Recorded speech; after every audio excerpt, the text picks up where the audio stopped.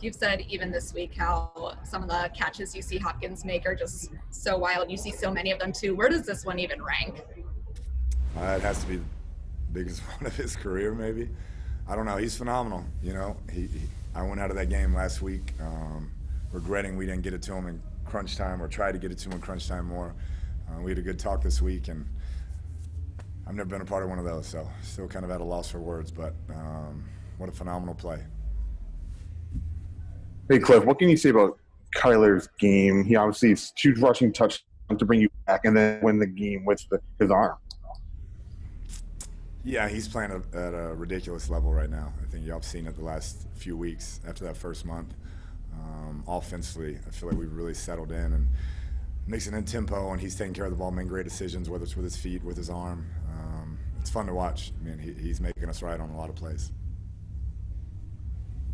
Hey, Cliff, it turned out good at the end. The two previous drives when you ended up going with passing the ball, was that a look? Was that because of the look that Buffalo gave you guys that forced you into the pass, or was that by design initially? Yeah, by design. We wanted to be aggressive in that situation, try to get the ball to Hop on some one-on-ones, and got to give Buffalo credit there. Next up, please, Cam, Bob, and Catherine. Hey, Cliff, just what was your vantage point of the final play, and then how tough is that throw and that catch to make?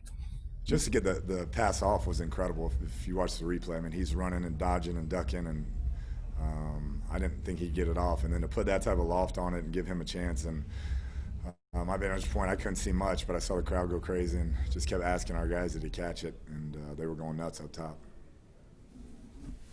Cliff, how happy are you to avoid overtime the way things worked out, and how happy are you to share first place in the NFC West? Yeah, I mean, if overtime would have been what it took, that's what we were going to do. I could tell our guys believed, and we knew we'd let some opportunities slip, obviously, to put those guys away, and you got to give them credit. They're a good team. They play hard.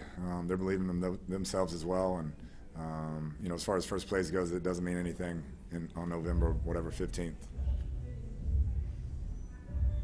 This felt like kind of a weird game with all the trading field goals at the start, kind of a slow start, and then the end, I don't know, kind of felt like it was on drugs. So what would you say, just like feel of this game? Like, what do you make of how it went? Yeah, I that's kind of how I feel. It's a good way to describe it.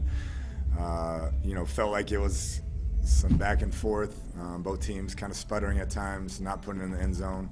And then it went crazy at the end, and you know, it's just nice to come out on top on a game that goes that way. Let's wrap it up with the final four, please. Sierra and Kent, Richard and Josh.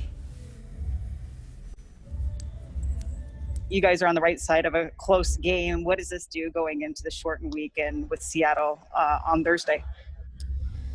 It obviously gives us some confidence. We know it's going to be another dog fight on Thursday, and we got to get healthy and healed up quickly, and you know, celebrate this one for a few hours tonight, and then get ready tomorrow, because it'll come fast. But our guys like playing when the spotlight is on us, and I'm excited about Thursday night.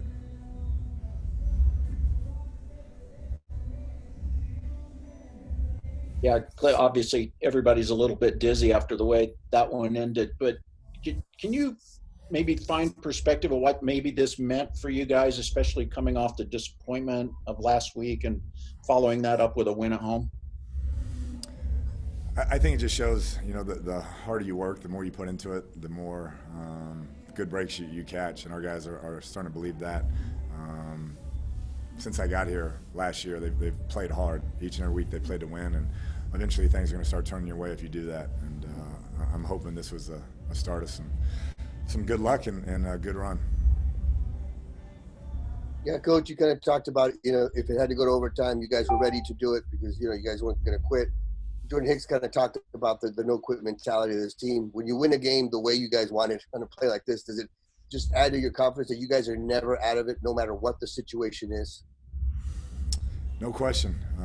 I thought, you know, the entire second half, our guys believed we would win that game. Defensively, VJ made incredible defensive adjustments. That's a really good offense. Ryan Dable does a tremendous job of using their personnel and getting guys open. And the quarterback is I mean, he's a ridiculous physical specimen, made great plays all night. So to come back the second half and slow him down it was tremendous. And then our guys offensively, you know, we were disappointed that we didn't score more and had to settle for field goals, but they never stopped believing and kept fighting. Hey, Cliff, two-parter for you. What's the status of Corey Peters? And then what can you say about how Kyler carries his team on his feet? 10 rushing touchdowns this year. It seems like when you guys needed to score, he took it upon himself to make that happen. Yeah, I'm not sure on Corey yet. Obviously, it didn't look good, so we'll have to get a final check on that. But, yeah, that was an emphasis this year. I mean, Kyler's one of the most dynamic runners in the NFL. And, you know, you want him to be smart. He's not a huge guy, so we got to be smart when we use him. We can't lean on him 30 carries a game, do anything of that nature. But when he gets a chance in open space to carry it, I mean, he's phenomenal, and he's hard to get down.